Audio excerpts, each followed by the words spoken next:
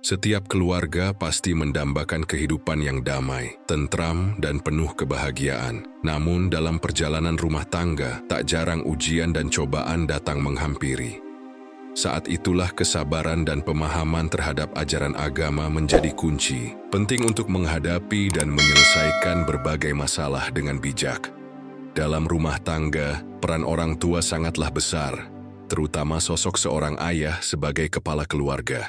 Keteladanan ayah dalam bertakwa kepada Allah akan membawa pengaruh positif bagi seluruh anggota keluarga. Ketika ayahnya bertakwa, maka istri dan anak-anak pun cenderung mengikuti jejak tersebut. Sebaliknya, jika seorang ayah jauh dari nilai-nilai ketakwaan, maka keluarga pun bisa kehilangan arah. Hal ini dapat diibaratkan seperti kepemimpinan dalam sebuah negara. Bila seorang pemimpin bersikap adil dan bijak, rakyat yang sebelumnya kurang baik pun bisa menjadi lebih terarah. Namun bila pemimpinnya lalai dan tidak amanah, rakyat yang awalnya baik bisa ikut terjerumus dalam kekacauan. Anak adalah amanah dari Allah. Jika dididik dengan baik dalam ajaran Islam, mereka akan menjadi sumber pahala yang terus mengalir bagi orang tuanya, bahkan setelah wafat.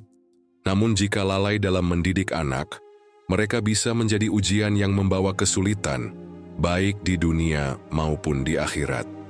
Karena itu, orang tua memiliki tanggung jawab besar untuk menanamkan nilai agama, akhlak, dan kebiasaan ibadah agar anak tumbuh menjadi pribadi yang syoleh dan membawa kebaikan bagi dirinya dan keluarganya.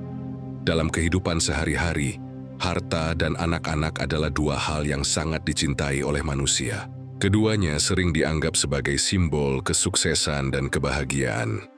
Namun, dalam Al-Quran Surah Al-Anfal ayat 28, ketahuilah bahwa hartamu dan anak-anakmu itu hanyalah sebagai ujian, dan sesungguhnya di sisi Allah ada pahala yang besar.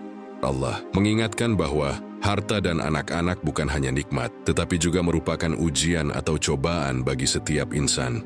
Ujian ini bisa datang dalam berbagai bentuk, tergantung bagaimana seseorang memperlakukan karunia tersebut dalam hubungannya dengan Allah. Harta, misalnya, bisa menjadi sumber kebaikan bila digunakan untuk membantu sesama, menunaikan zakat, atau disedekahkan di jalan Allah. Namun ketika seseorang terlalu mencintai hartanya, ia bisa terjebak dalam keserakahan, kikir, bahkan menempuh jalan haram demi menambah kekayaannya. Dalam konteks ini, harta tidak lagi menjadi berkah, melainkan menjadi ujian yang bisa menjauhkan seseorang dari ridha Allah.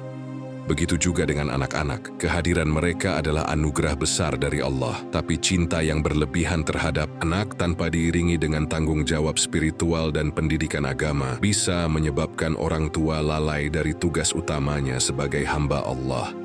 Bahkan, tidak jarang seseorang menomorduakan ibadah atau enggan berjihad di jalan Allah karena takut meninggalkan keluarganya. Inilah bentuk fitnah ujian yang Allah maksudkan dalam ayat tersebut. Allah tidak melarang kita mencintai harta dan anak-anak, namun cinta itu harus ditempatkan secara proporsional agar tidak menutupi kewajiban kita terhadap Allah. Ayat ini mengajak kita untuk menjadikan harta dan anak-anak sebagai sarana mendekatkan diri kepadanya, bukan sebagai penghalang. Mengelola keduanya dengan baik adalah bentuk keberhasilan kita dalam menjalani ujian kehidupan. Harta menjadi cobaan terbesar bagi umat manusia, karena dengan harta manusia terkadang lupa kepada Sang Pemberi harta, padahal harta itu hanya titipan dari Allah yang diberikan kepada kita untuk membantu orang-orang yang membutuhkan. Orang-orang yang miskin lebih awal masuk surga daripada orang kaya, selisihnya 500 tahun. Di akhirat nanti harta itu kita mempertanggungjawabkan di hadapan Allah. Harta yang sudah kita kumpulkan dari mana asalnya? Mulai dari yang kecil hingga yang besar, kemana saja harta itu kita gunakan selama hidup di dunia. Apabila harta yang Allah berikan tidak dipergunakan di jalan Allah, maka harus menunggu pemeriksaan yang sangat lama. Penutup dari ayat ini memberikan pengingat yang dalam. Sesungguhnya di sisi Allah lah pahala yang besar.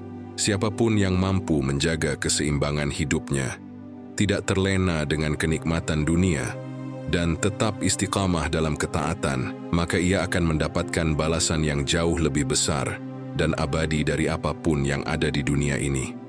Dunia adalah tempat bercocok tanam. Apabila baik yang ditanam, maka baiklah ketika diambil. Menikah adalah ibadah sunat yang panjang. Dalam pernikahan kita ingin mendapatkan ridha Allah, karena dengan ridha Allah kita bisa mendapatkan surganya, dan harta yang kita dapatkan pergunakan di tempat agama agar mudah dalam pemeriksaan di hari akhirat. Di akhirat nanti orang-orang yang memiliki banyak amal masih merasa rugi dan merasa tidak cukup, apalagi orang-orang yang sedikit amalnya bahkan tidak memiliki amal.